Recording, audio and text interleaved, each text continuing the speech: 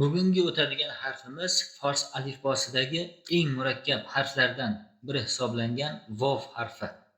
Bu harfning yozilishi soddagina. Mana shu ko'rinishda yoziladi, lekin tovush ifodalashiga nisbatan buni murakkab deb aytishimiz mumkin. V tovushini ifodalaydi. U cho'ziq unlisini ifodalaydi. O diftong tovushini ifodalaydi. Ayrim o'rinlarda o'qilmaydi. Hattoki mana qisqa unlimiz so'z oxirida urg'usiz kelgan holatda o tovushini ham berib kelishi mumkin. Munfasil harflar sirasiga kiradi. Ikki ko'rinishli, ya'ni qamariy al aniqlik artikli qo'shilganda, demak assimilyatsiya hosil qilmaydi. Bu harf turli o'rinlarda turlicha o'qiladi. Mana o'sha o'rinlarni guruhlarga ajratib yozib olamiz. Hop, qoidalarni esdan chiqarmaymiz. So'z va bo'g'in boshida v tovushini ifodalaydi. Ya'ni so'z bilan bo'g'in boshining nima farqi bor deganimizda, deylik so'zning o'rtasi, lekin bo'g'inning avvalida kelyapti.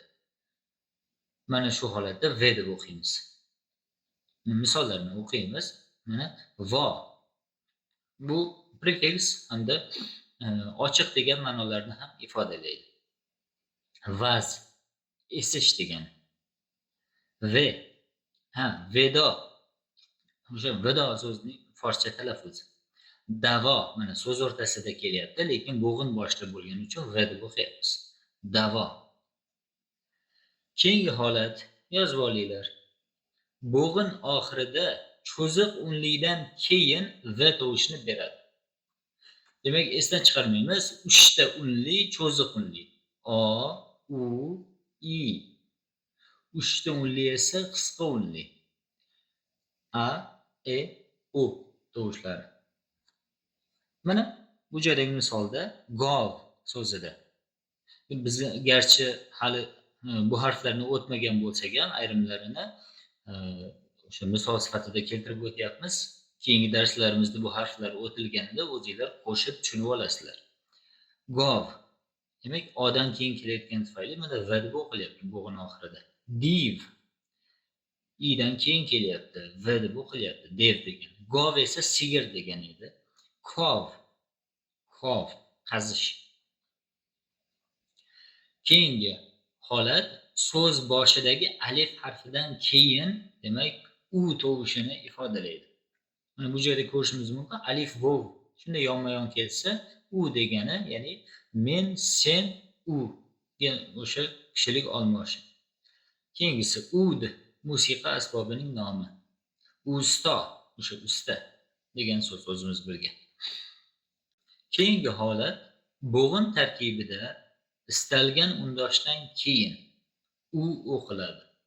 Qaranglar, undoshdan keyin albatta unli bo'lib kelsa, demak u deb o'qilyapti. Mana du, 2 dan keyin zud, tez, dur, uzoq, zur, o'sha majburan, zo'r bilan, kuch bilan degan ma'noda, kuch yoki ruz, kun. Hop, ayrim so'zlarda undoshdan keyin u deb o'qiladi. Qaranglar. O tovushi kelyapti, u tovushi kelyapti. U. Bu diftong deyiladi. Ikki unlining bir-biriga uyqash kelishi. Demak, buni qanday bilamiz deganda misollardan ko'ramiz. Qaranglar. O'zbekchada davr degan so'z bor. Mana shu davrni bular eroniylar dovr deb aytishadi. Xuddi Toshkentda ham davron so'zini dovron deb aytishgan ekan. Hop, avrang, mana taxt degani, Abdurahmon Jomining Haft avrang degan asarlari, demak, eroniy talaffuzda haft o'rang deb aytiladi. Xes Amir Xisrav Dehlaviy deb aytamiz. Xesrov, mana Xesrov. Rav deyilmaydi, rov. Mavlono deymiz yoki Mavlo deymiz. Haq taologa nisbatan mana Mavlo deyishadi. Firdavs, jannatning ma'lum bir maqom, mavqei. Hop, Firdovs deb talaffuz qilishadi. Payg'ambarimizning ravzalari deymiz. O'sha ravza so'zini ro'ze deb aytishyapti. Mana ro'ze. Davron so'zini ham davron. Hop, ravshan so'zini ham ro'shan. Navruz so'zini ham Novruz deb aytishadi. Demak, biz umumiy qoidaga aylantirib aytishimiz mumkinki, o'sha forsiyda arabiyda bo'lgan av bo'g'inli so'zlarning barchasini u qilib talaffuz qilishadi. Demak, bu harfning yozilishiga ham to'xtalib o'tamiz. Mana ko'rishinglar mumkin. Ikki ko'rinishli alohida shaklda shu oddiy 9 ga o'xshaydi. Aslida mana R ning tanasi bo'lyapti-da, faqat bu joyda ko'zi bor.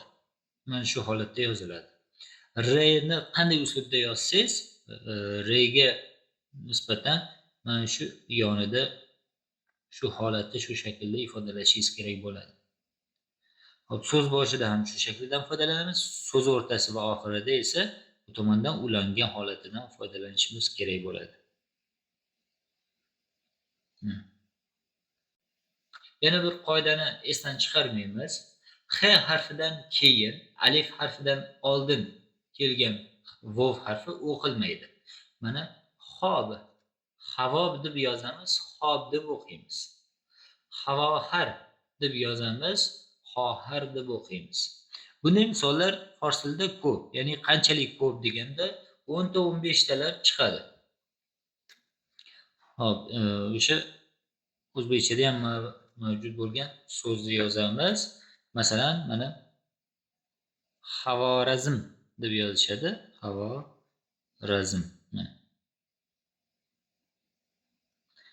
Xorazm deb o'qiladi. Demak, biz shundan aytishimiz mumkinki, umumiy qoidaga aylantirib, o'sha x dan keyin alifdan oldin kelgan vov o'qilmaydi. Mana azizlar, bugungi darsimiz bilan nihoyat ikki ko'rinishli harflarimiz, ya'ni munfasil harflarimiz yakuniga yetdi. Keyingi darslardan boshlab 4 ko'rinishli muttasil harflarni o'tamiz. E'tiboringiz uchun rahmat.